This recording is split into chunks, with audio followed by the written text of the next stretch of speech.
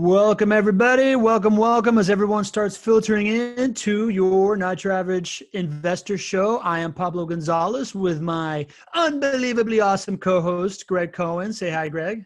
What's going on, my friend? Good to be here. Good to be here too, buddy. I am just doing my technology face thing here while I go live on Facebook, but I see we already got over 10 people joining us. Hey, why don't y'all type in the chat, put what your name is, where you're from, so we see where people are coming from. We get all sorts of interesting places. I'd love to hear about it. We had somebody from Pittsburgh the other time, and Pittsburgh's my I'll call it my real hometown. I wasn't actually born there. My whole family's from there. Let's see if we've got anybody from Pittsburgh here. We've got Richard from Atlanta, Barbara from Denver. Barbara Mershon, how are you doing, Barbara? It's nice to see you. Nice to have you here. We got Lee Bishop, as always. Lee, you're a Steeler fan? I had no idea. Now you guys can share everything. I thought I loved Lee before. Now I really love Lee. We've got Marilyn here from Florida, from Homosassa, from Florida here. Good to have you here, Marilyn. It's nice to see the some of the same folks joining us every week. You know, we have a bunch of fun, Pablo and I, doing this, and it is great to have you all here to take a half hour out of your busy days and enjoy lunch with us. Hopefully for some of you, and spend this time here. We're going to hopefully bring you a lot of value. That's always our goal, and you guys let us know how we're doing.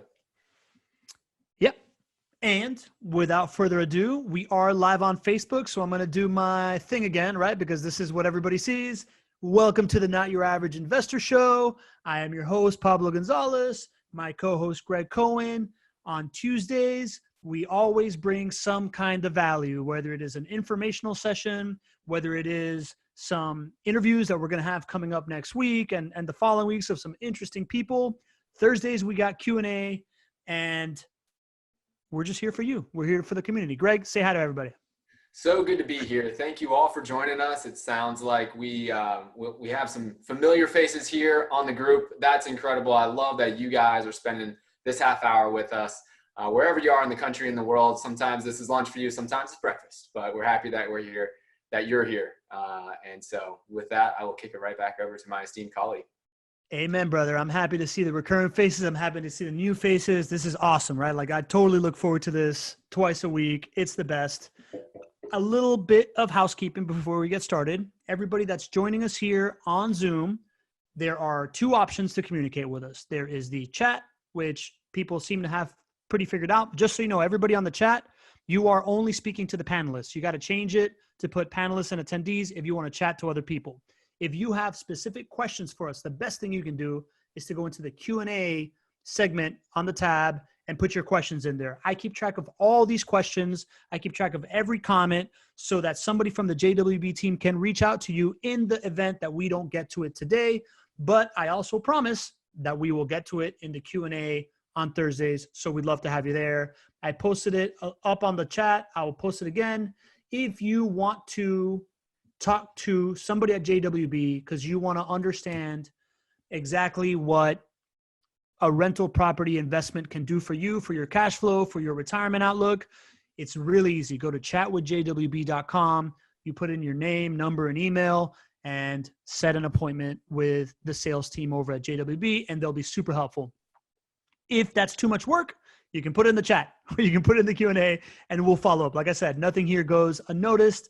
Nothing slips through the cracks. We are here to add value and to serve. And if you haven't been with us before, you're going to love Greg Cohen. He's the nicest guy ever and super knowledgeable. So Greg, today's subject, something that everybody is constantly asking about, so much so that we made it its own call. By the way, we've got 5 people on Facebook, so I want to welcome everybody on Facebook. I'm going to put the Zoom link in the Facebook if you want to join us on Zoom, or you can hang out on Facebook. I'll be monitoring that too. But today's topic is rent collection.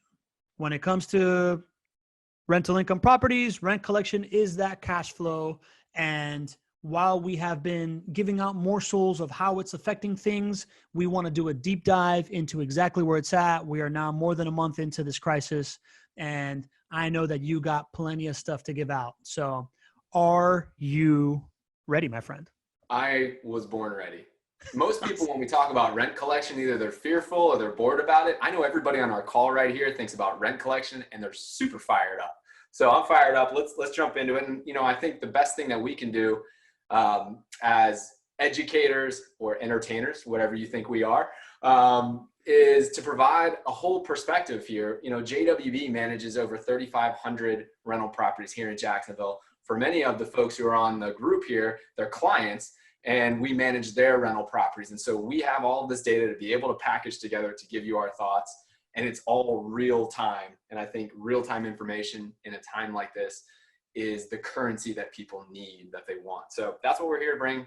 And let's jump into it, my friend. Yeah, definitely value in the sample size, right? So speaking of clients, Lee Bishop already put in the comments, it looked like this month, all my rental properties were able to pay this month. That's awesome, Lee. That's great to hear. Jerry said, thank you both. This is always so informative. Thank you, Jerry. We love having you here. And let's get started. Greg, the big question. Can investors count on rent collection during this coronavirus epidemic situation? Yeah, it's a great question. Before I give you my thoughts on that, let's break down the different elements so that you can arrive at a conclusion for yourself. So I think before we go into the dynamics of how to collect rent in a time like this, we have to have perspective, right? It's hard to have perspective when the world has completely changed in the course of a month, but when it comes to your investment choices, you need to have perspective, and you also need to have a long-term outlook. The perspective on rental collection and rental property investing is that people have been coming here to this asset class for decades because they viewed collecting rent as consistent and much more consistent than many of the alternatives when it comes to where to put your money. So that has been the expectation. That's been proven over decades. And now we're here and it's coronavirus time and the world has changed. And there is a tremendous amount of negative information that is coming out. And some of it is downright scary to even those who own rental properties like myself and like the clients that we have on this call, right? The news about unemployment filings, right? Over 20 million unemployment filings, right? The fact that the US lost over 700,000 jobs in March, the last time the information came out. When I would normally hear something like that, and everybody on this call, I'm sure you just took pause for a second, right? And you're like, how's that going to affect me, right? And I think that is obviously the smart thing to do. You've also got some negative news out there as far as being able to evict, right? Normally, if people do not pay rent, obviously an eviction would be a natural course of action there. Now, due to coronavirus, depending on the mortgage that you have, you may not even be able to evict or even talk about evicting a tenant for 4 months. And that's not even saying what you could do. The better question is, what should you do, right? Even if you could evict, would you? Many times the answer is going to be no there. So understandably, this causes a lot of concern for investors. But I do want everybody to keep this in mind, right? The reason why people have viewed this as a consistent producing asset class for decades is because you're investing in a critical need. Housing is a critical need, and that's what you're investing in. Whereas a lot of other asset classes are not investing in a critical need, right? You might be speculating based on what a certain stock performance may be, right? But it's not coming back to a critical need like shelter. Housing is also a critical need for the government. And we're going to talk a lot today about the stimulus package and talk about some things that you might not be aware of that are specifically designed to help your tenant pay rent in a time like this. And why is the government doing this? It's because housing is not just a critical need for the individual. Housing is a critical need for the government and the overall economy to perform. So what this does is it limits your downside risk when you're investing in a critical need. And that's what you're going to see here in some of the data that we're going to share specifically about rent collection. Your downside risk for an asset class like rental properties is very limited compared to the other options that we're seeing out there. Ask somebody who's invested in oil, right? Pablo, we were talking about oil today, right? Ask somebody who unfortunately has lost a significant amount of money in the stock market, what their downside risk is. And that's one of the reasons why people come to rental properties. Yeah, man, that makes a lot of sense. And I never thought of it as critical need, right? And Now, when I categorize critical needs, I would have thought until, this is an extraordinary situation. It's never happened before. I would have thought that if oil would be a critical need, but it's clear that we are now getting 4 weeks to the gallon on our car, right? When you got a shelter in place, you really need food, you need a roof over your head. I think internet's becoming a critical need, right? Because when we are sheltering in place, we still got to be connected. So I find that angle of thinking from a critical need perspective to be really, really valuable. And Steve B in the Facebook group actually has a question already. If real estate and specifically housing is a critical need, how do you characterize a bad rental housing investment? If it's a critical need, how would I characterize a bad rental property investment? Yeah. Well, I think it is a critical need, but that doesn't mean that every investment that you make in it is going to be a wise one. I think you have to follow the criteria to be able to make a strong investment. And I think the number one criteria is that it needs to be an asset that pays for itself every single month. So, it needs to have positive cash flow. And many investors make the mistake of, while they understand it's a critical need, they make the mistake of buying a property because of the way it looks or because of the neighborhood that it is. And it might be one of the nicest neighborhoods that are around. And ultimately, it doesn't pay for itself every single month. The rent coming in doesn't support what the mortgage payment would be plus the expenses. So that's an example right there that a lot of people fall victim to when they buy rental properties. They have the right model, but it's not the right execution. And you need both. That makes sense. And I remember in a past call, you talked about how the demographic of the housing that JWB invests in exclusively is a person that if they had better credit, they would save money by buying a house of the same size. Therefore, while bigger homes in other neighborhoods, it's people that are stretching their dollar to get a better lifestyle because now they got extra money or something like that, right? So I would imagine that plays in as well. Yeah, absolutely. You want to be investing in neighborhoods where there's significant rental demand. Because at the end of the day, you're buying a house and then renting it out to somebody, and you are making the profit of the cash flow. Another way of saying this is that other person who's renting your house, if they had the ability and the desire to buy that same house, it would lower their monthly payment versus what they're paying in rent, right? So you're capitalizing on that opportunity to make that cash flow spread. But there's a very specific criteria of investment neighborhood that you want to be in to be able to do that. And it's not necessarily the place that you're going to look at and say, this is the place where I may want to rent myself. You have to remove that criteria from your ability to make a wise decision as far as a rental property investment. It's got to be based on the numbers, the dynamics, and that's how you make a wise investment in a critical need. That's what we're hoping to help you guys do. There you go, Steve B. I hope you like that answer. If you don't, Lee Bishop has another one here in the chat. He says he needs to invest in JWB. We should go to Lee for all the answers here. Right. We should definitely have Lee on this show. All right, great. You talk a lot about dealing with compassion with your residents. I know you personally. I know you're a super nice guy. Is dealing with compassion a nice guy thing that you talk about because that's what you believe personally, or is it an actual strategy that makes financial sense? I believe it is not just a nice guy type of a thing to do. I think even prior to coronavirus time, dealing with people with compassion always wins in the long run. People are so focused on the short run, right? But if you go into relationships that you have, not even talking about coronavirus, and you're willing to take some short-term pain, right? Maybe there's some short-term gain, maybe there's an ebb and flow.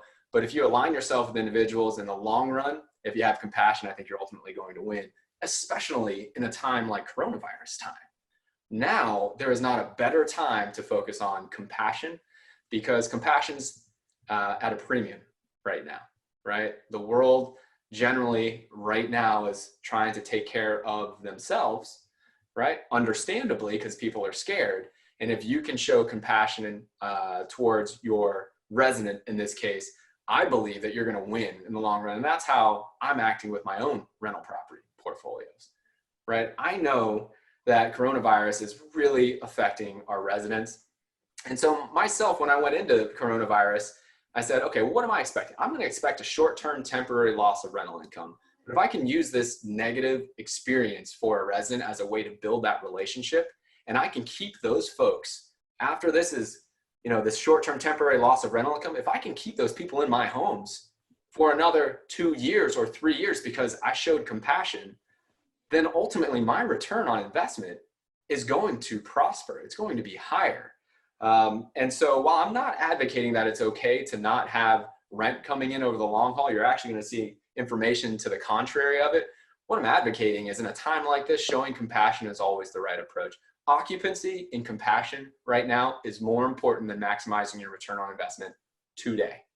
And while at the same time, we're able to collect rent with compassion, we're going to talk about that here in a little bit, and also serve the people that really need some help right now. And we're able to do it all. And it's based on effective, positive communication that we've been having with residents for years and years and years. I see a lot of congruence in everything that you talk about in that message, right? You're always espousing the benefits of long-term leases for better ROI. Your communication style is always serve the other because long-term it pays back. You're a long-term investor and a long-term thinker.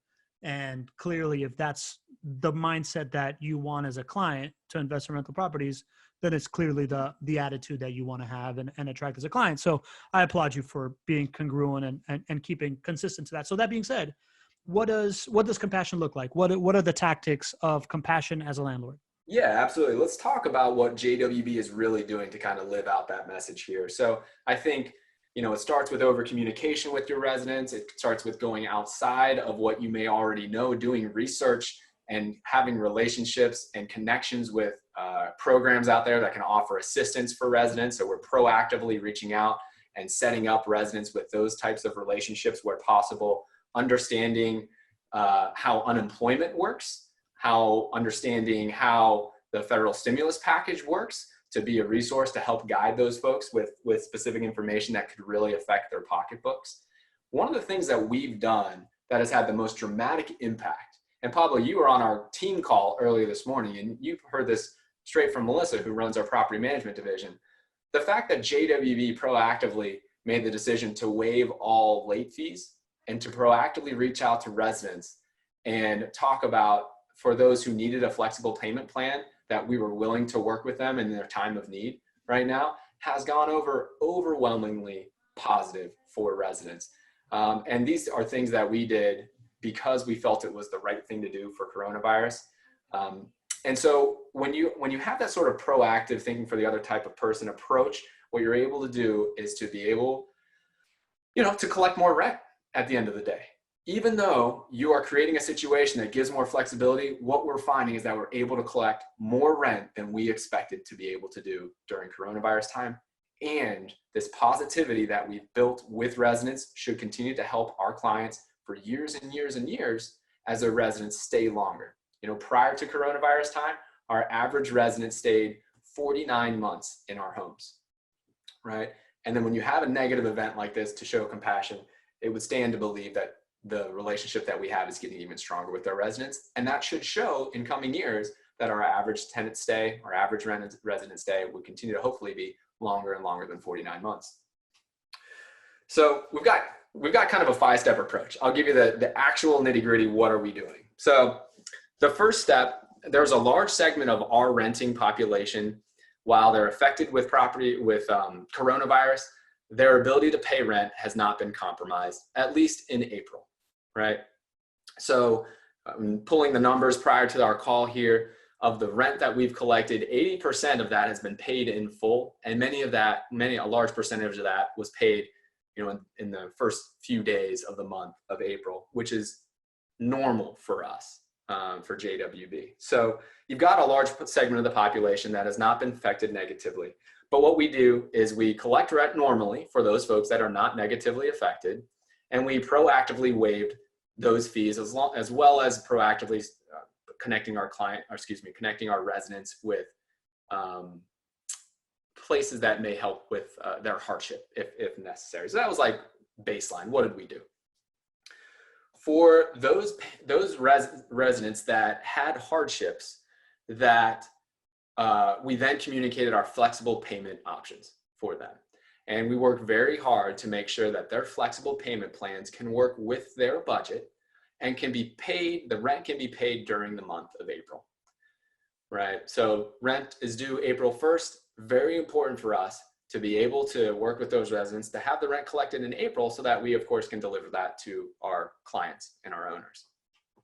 The large segment of the population for us fits into those two categories. In fact, over 90% of the rent that we've collected fits into those two categories, okay?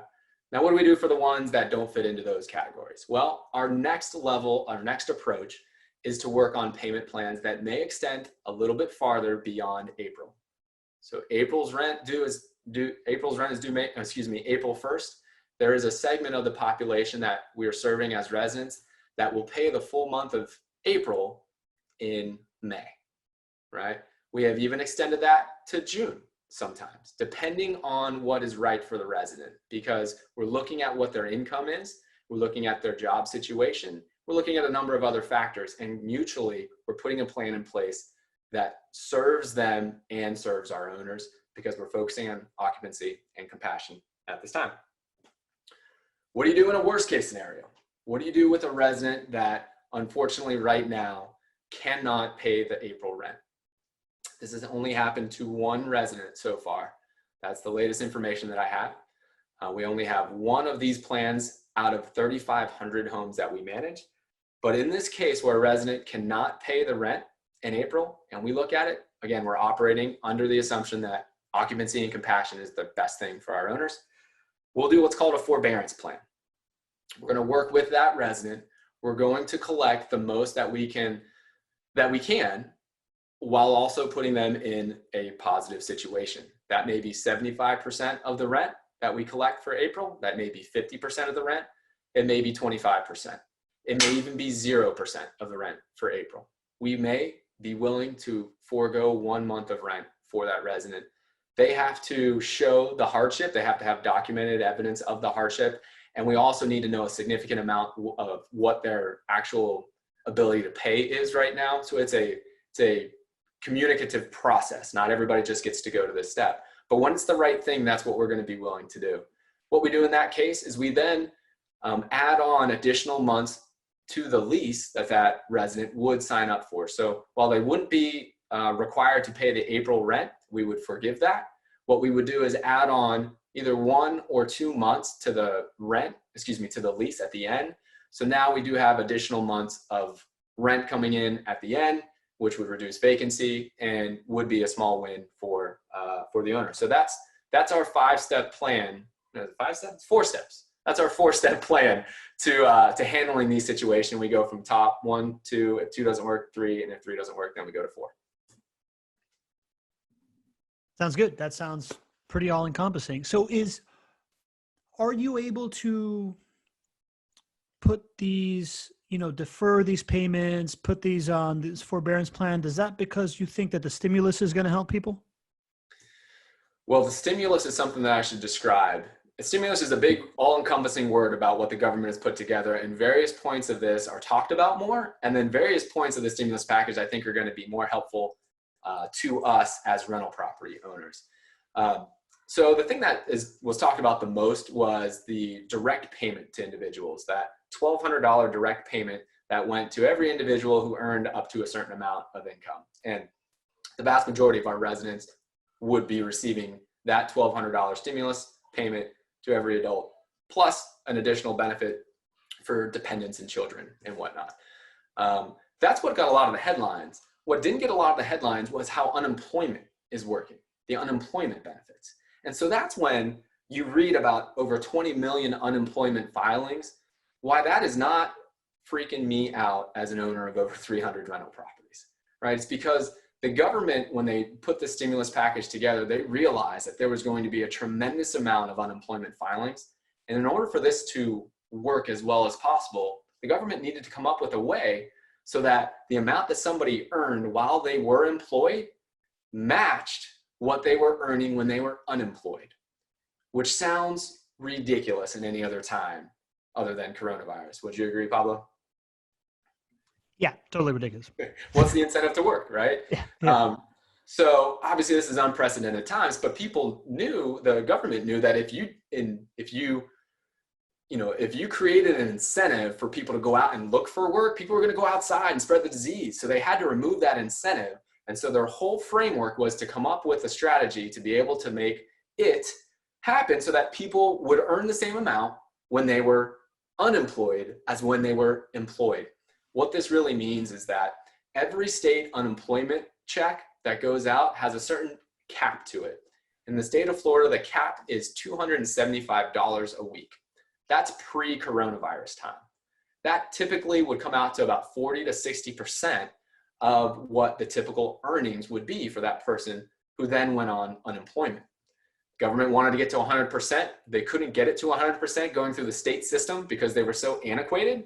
So their solution is they figured out a formula, and the number came out to $600 per week.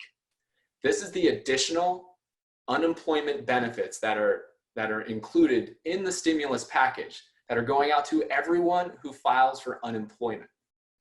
So you had 275 from the state, an additional 600, and this is for the first 4 months of being on unemployment.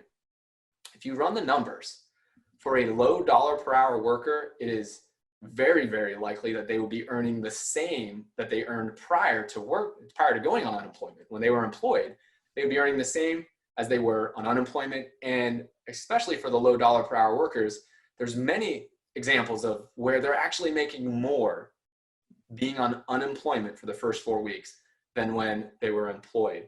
Now, how does this affect us as rental property investors?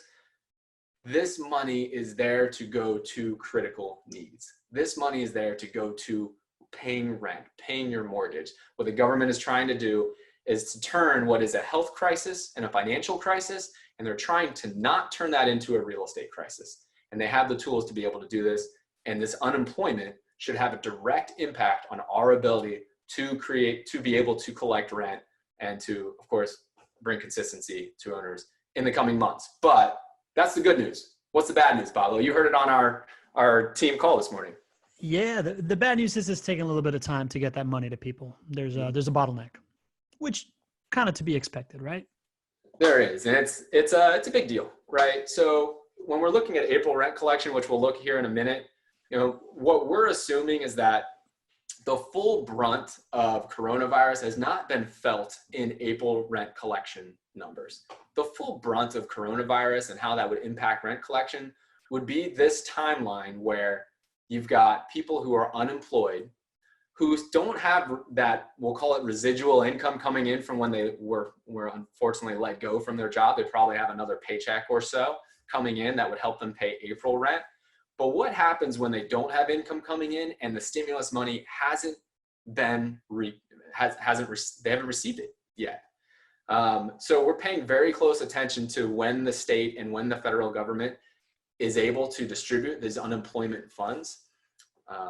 Even though they haven't distributed them in a large percentage yet, it will be backdated to the date of filing for unemployment for these folks. So what it's creating right now is a tough spot for people going into May rent collection, because it's this terrible time where they're unemployed.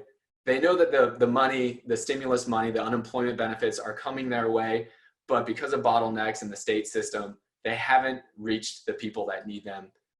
So now you would expect, because these are retroactive, that when this comes through, this should really have an impact. But yeah, there's definitely a concern when it comes to these benefits actually getting to our residents in the immediate short run. It needs to happen sooner, and it hasn't happened in large numbers to date. So that is certainly a concern. And that brings a lens of context to your compassion strategy, right? Because you have these healthy relationships with people, you are able to feel like, oh, okay, so we're just going to punt on this for a month because you know that they're going to be made whole and they're going to pay you back, as opposed to treating people, pressuring them unnecessarily and then feeling this like resentment. Maybe when they get the money, they just leave town or whatever, right? Yeah, exactly. It comes back to positive and effective communication. And it's usually much harder to put payment plans in place for individuals because you don't have something like a federal unemployment stimulus package hitting in 1 month, right? Or call it 2 months or call it 2 weeks or whatever it is, right? It's normally harder to put a flexible payment plan together because you would be relying on somebody else creating additional income, in their own daily lives in order to make that payment plan. Now it's easier to create flexible payment plans that can work for the resident, that can work for our owners, because we know that some of this income that is coming to them at some point will be available, and they have communicated to us that they would like to put that towards their rent. In that case, then we have the makings of a really great plan that may have some delays, but should be able to take care of all parties here when it comes to the return on the investment. You're making a ton of sense. We have a couple of questions in the Q&A box that I want to get to, but we jokingly said that this might be the first time we actually do this in a half an hour. We failed, and it's coming up on 1 o'clock. And I want you to tell the people on the in the audience, we've only lost 3 people from the beginning. Just the actual numbers behind May and April. I want you to break that down. Very cool. So let's talk about what a normal month is for a JWB. We typically collect 98.5%. The way that we actually measure that is the amount of rent that's collected, not by the end of April. It would actually be by the end of May. We give ourselves 30 days after the month ends to collect residual rent that would have been attributed to April. So little detail there, but it'll become into perspective here in just a second as I talk about April rent collection. So we track different milestones throughout the month to see if we're on track. Prior to the first of the month, we always collect between 15 to 20% of rent that is for that next month. So in context here, by March 31st, we should have collected somewhere between 15 to 20% of April's rent. And that's what we did. We collected 17% going towards April's rent. So right on track there. Then by the 6th, we are supposed to collect 70% of rent for a normal month. That would lead towards 98.5% collected by the end of the month. And we were at 70% by the 6th in April. So another really great sign. And then as we're comparing it to where we are from April 20th, we are at 87.5% of rent collected. A very strong metric. And on a normal month, we would be right at 87% of rent collected for that month. So what we're seeing here is that everything for April is trending along the lines of what a normal rent collection month would be. And a normal rent collection month would be 98.5% for JWB. But I do not expect us to get to 98.5%, Pablo. Why do you think that is? I mean, we're in an extraordinary situation, right? We are, right? And what we're seeing is that there's a segment of the renting population there's a higher percentage of non-communicative parties right now that don't have a payment plan than what would be a normal month for us. So the large percentage of the population, over 90%, falls in line with, have paid their rent in full or on partial payment plans. Actually, over 95% are either paid their rent in full, partial payment plans, or they have communicated and we have a payment plan date set. There's a higher segment of the population that call it that last 5% or so that we don't have that payment plan set with yet. And that's a much higher percentage than we would normally have. So what that means to me and to my team is that it is going to be harder to be able to go from 87.5% to 98.5%, right? I think we're going to end up somewhere around 90% of rent collected in April, right? And the key takeaway here is that many people were fearful that the sky was falling when it came to collecting rent if you didn't have the ability to evict individuals. And there's no ability to evict for the large percentage of our owners at the moment. But because of our relationship, because of the communication that we have with residents, the sky is not falling, right? In a world where in a moment where the world changed pretty much overnight, to be able to collect, call it 90% of rent, hopefully gives everybody on this call a lot of confidence, especially those clients that are owning rental properties with us now. That's a great sign considering where we're at. And then knowing the plans that we have in place, the communication we have in place, and how the stimulus package was built to help people pay rent in coming months gives us a lot of confidence to be able to perform for owners in this tough time. That's great. I feel like this is a natural moment to double down on that conference and talk about confidence and talk about the guarantee that JWB is putting out there for any new properties picked up this month. We do. We recognize this is a once in a lifetime moment for coronavirus. And so JWB is stepping up to do something that we typically don't do. What we're doing is for those owners who are buying properties now, we want to make sure you're as confident that you're going to be in a positive cash flow situation as you were prior to coronavirus, right? So what we're doing is what's called a mortgage payment guarantee. And a mortgage payment guarantee basically says that if for any reason your resident would not be able to pay rent for the next 6 months, for any reason, coronavirus or any other reason, JWB is going to make a payment equal to that mortgage payment, and we make it directly to the owner. And so what it does is it removes the opportunity for negative cash flow, because we believe so wholeheartedly in positive cash flow, especially starting off our working relationship. So it's for clients that put properties under contract through April 30th. This is available to new clients and to existing JWB clients. You do have to put a property under contract by April 30th in order for that to be eligible. But that is there, hopefully, to give you that same confidence you had prior to coronavirus. Even though we expect that there may be some short-term temporary loss of rental income, doesn't affect your buying decision, doesn't affect the long-term value of the investment. And that's there as a resource for those who are continuing to add to their portfolio. All right. So now I think we get into questions if you got a little bit of extra time. I think the most natural one right now to ask, Marilyn Cotterman asked, have there been some renters who have already been able to pay for May? You know, I don't have that information right in front of me. I can certainly get that information as we get closer and closer to May. You know, paying on the 20th of the month for, what is this, the 21st of the month for the next month, usually a little bit early, but I'd be happy to report the percentage of rent that we've collected for May by the end of April. And I think that'll give you a really good, you know, standardized approach to where we see rent collection going for May. Okay, sounds good. Lee in the chat put in that, you know, these numbers are a testament to your team and their approach in reaching out. So thank you, Lee, for all the nice things you say always about us all the time. Never gets old. We appreciate it. He's so positive, man. He's great. Marilyn Cotterman also asked, just curious, do you know what percentage of renters have children living in your homes? I don't have that data point. I can ask. I don't know if I'm going to be able to get a good data point for you on that. I don't know if our information is categorized that way. We have 3,500 homes, so I don't want to ask somebody to go through manually. I'll see what I can do for you, Marilyn. I'll get back to you after the session for sure. Okay, that's two stumps in a row. Before you strike out here, I just want to say, if anybody wants to take advantage of that mortgage guarantee, if anybody likes what they're hearing, and they want a personalized breakdown of how a rental property investment would work for you and your portfolio, go to chatwithjwb.com. Super easy. Put in your name, book a spot, and our guys will reach out to you. And then Lee also had a question early that I kind of sat on for a little while because it's more speculative than anything, but I'm going to let you speculate. He said, I saw on the news that Florida is soon to open up and to get to the next level. So that should help people get back to normal. Have you heard the same thing in Florida? You know, I think that's a lightning rod topic right now. You know, you hear a lot. You hear people that are really excited to get back to normal, and then you hear other folks that are very fearful.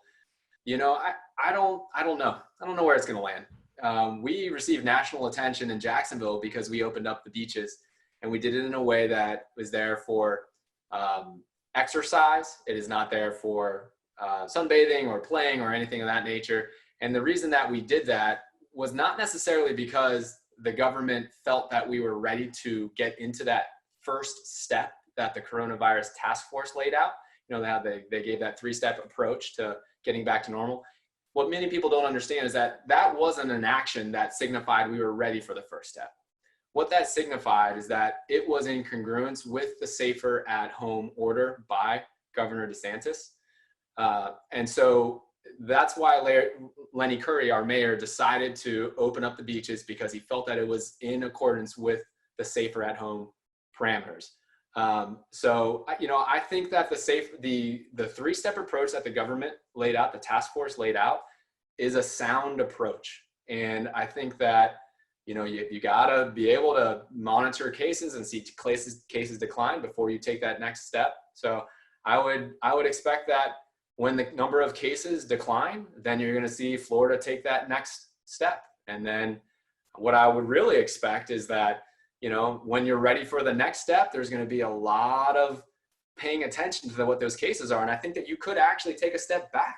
You know, you could be in step 2 and wind yourself back up into step 1, which I think is I think that's the best measured approach to getting back to normal. So we'll find out here in the coming weeks, Lee, if we're getting closer and closer. The pulse right now is people have measured optimism, but there's still a lot of fear here that we could be going at too fast of a pace. And a lot of that was triggered because people didn't really understand why the beaches were opened. Yeah. And, you know, just to add clarity, right? Because I'm one of these people that I'm terrified that this is going to backfire and they're going to close their beaches because I'm so happy to have them. But our beaches have opened from 8 a.m., you know, from 6 a.m. to 11 a.m. and from 5 p.m. to 8 p.m., right? So it's during the times that normally people are only going for exercise. You're not allowed to put up a blanket and chill. You can't congregate. Everybody's got to keep our distance. So we'll see. We'll see how that plays out, right? And we got a couple of questions rolling in now, late in the game, but I think they're worth asking. First thing I want to say is, MC, if you put your full name in the chat, then we can get back to you if there's anything that doesn't get answered here. But MC asked, what are price ranges of current inventory for purchase? Great question. So you're going to find that investing with JWB is very, we'll call it very vanilla. It's inside the box always. We operate in a certain box and we do it over and over and over again. So there's not a lot of changes. There's not a lot of variability as far as pricing. One thing you'll see for a brand new construction home, prices will be between $160,000 and $200,000 typically for your brand new construction home. For a home that we've renovated, might be a little bit less. Might go down as far as maybe $140,000 or maybe $150,000 at the bare bottom there. As far as out-of-pocket costs, typically the minimum would be about $40,000, assuming that you are getting a normal, what we'll call conventional loan. So your typical out-of-pocket is about $40,000 at a minimum. All right. And MC, I encourage you to get your own, legit personalized quote, not a super salesy process. This is an informational thing, making sure that it's the right fit for you.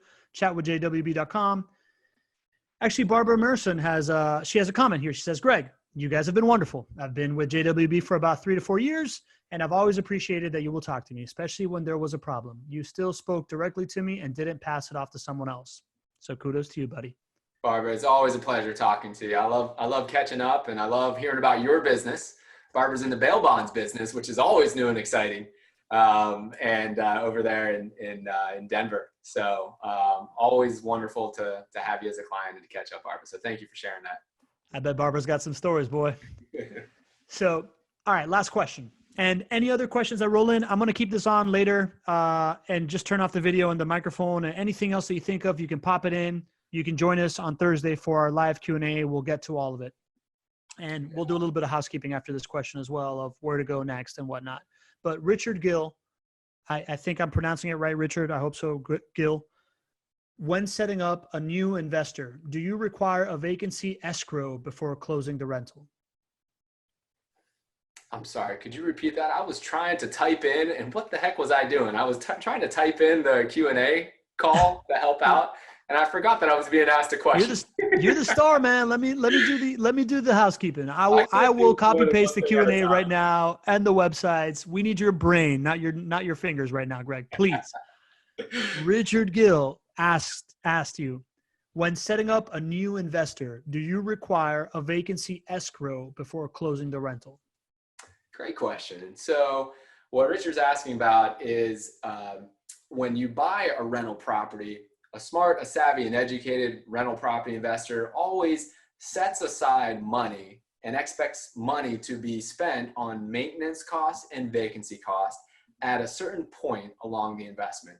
Now, when you buy the rental property right off the bat, hopefully you don't have maintenance costs and vacancy costs. If you buy with JWB, you won't, right? Because the name of the game here is to decrease maintenance and vacancy costs. But we always prepare our clients to expect certain amount of maintenance and vacancy because eventually it's going to catch up with you, right? The typical industry standard is about 12% of the gross rents that are collected is what you should set aside for maintenance and vacancy costs on an annual basis.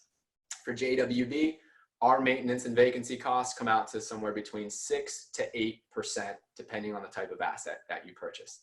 But the question is, does JWB actually require that to set that money aside in escrow with JWB? And the answer is no.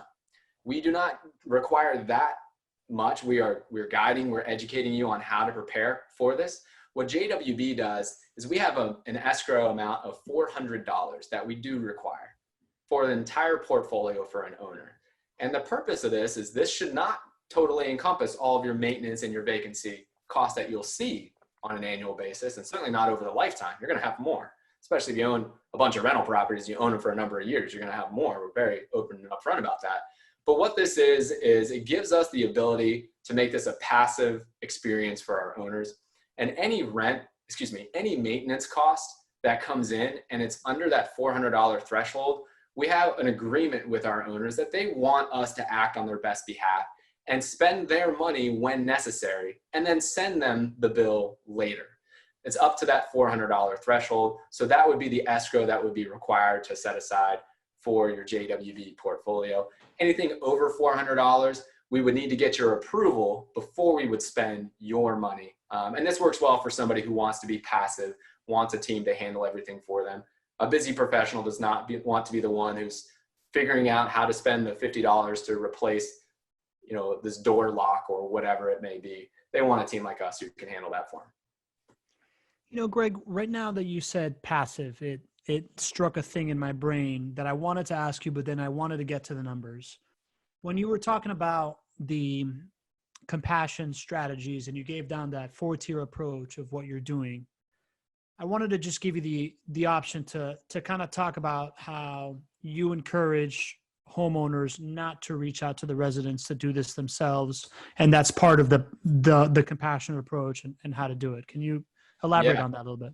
Absolutely. I think it goes back to having perspective as to why people came into this asset class and why they came to an organization like JWB, right? There are a million different ways that you can buy rental properties, and some of them require you to be much more active. The investor who came to JWB wanted JWB to own the relationship with their resident in good times and in bad times. And the reason that they wanted that is because, number one, they felt like we're probably better equipped to handle it because of our vast experience and the systems that we have and the ability to administer and do this the right way. But the other thing is they just don't have the time and the desire. I mean, there's a lot of people out there that thinking about managing a relationship with a resident is pretty much near the bottom of their list of things that they would like to do, right? So now we're hit with coronavirus, and many of our clients have this sense of wanting to help, which is incredible. And it's one of the reasons I love coming to work every single day. Many people on our calls here have asked, hey, how can I help? Would it be wise for me to reach out to the resident? Can I send them a gift card? My answer to you is that is unbelievable that you want to help in a time of need. But in order for this to work for what your original goal was, in order for us to be that go-between for you, you need to allow us to administer what we collectively believe is the right thing for you and your resident. Let us be that voice for you, because if we don't do it that way, I know you want to be really helpful in this time, but if you open up that line of communication, you can never close it. And there will be years that we're continuing to manage that relationship with that resident that people will long forget about what it was like in coronavirus time. And if you open up that line of communication, there's I'm going to ask mom for something, I'm going to ask dad for something, neither mom and dad are empowered, and you can't go back. So the key is to talk to your portfolio manager with JWB. And if you have that desire to do something along those lines, let's talk with you and let's understand, make a game plan together. And then we'll be the ones to communicate that to make sure that this is the exact relationship and the investment that you sought way back when you came on board with us. There you go. I thought that was important to give out. So we went over again. We thought that we'd get out of this with a half an hour because we've talked about this so much. We weren't able to, but we still have 13 people, including Facebook, on the call with us. Thank you, everybody, for tuning in on Tuesdays. We hope to have you for every Tuesday. We're always coming up with new interesting topics. Next week, We're talking with I'm not even going to start with that. We're talking with a real estate attorney who is also a financial planner, and he also happens to have been a 15-year veteran in the NFL, Kyle Brady. Super cool guy, great stories, great perspective on investing, real estate, and the mindset of making it through 15 years of the NFL is something I'm dying to ask him for. He played for some legendary coaches, Bill Belichick, Joe Paterno, Tom Coughlin, like some really, really like famous coaches that I'm definitely going to get that question in. Just saying. That being said, we want to have you with us on Thursday for the Q&A. Join us. That is open format Q&A. Ask Greg anything you want, from, rent numbers to, how he keeps his hair so well combed whenever, and who is faster in our Tuesday and Thursday morning runs, whatever you want to ask, right? Anything that you want to ask, join us. I put the link in the chat so that you can use it. It's not something I can just read out. If you want to talk to one of our representatives, chat with jwb.com. And finally, if you want to join our Facebook group, you want to be part of the cool club and be part of the conversation and see Greg go live every morning, we'd love to have you in there. That is JWB Rental Property investing.com/group, and you can join us. Marilyn Cotterman, you are a cool club member. We see you in there all the time. And what time is the Thursday chat? Barbara, the Thursday chat is also at 12:30. So Tuesdays at 12:30, content. Thursdays at 12:30, open Q&A. Whatever you want answered, you can have answered. You can register one time in that webinar link that I put in the chat, and I believe that you will be registered for the next 3. So we'd love to have you all. Thank you so much for spending some time with us. Really, really, really. I know that I look forward to it. I know you look forward to it too, Greg.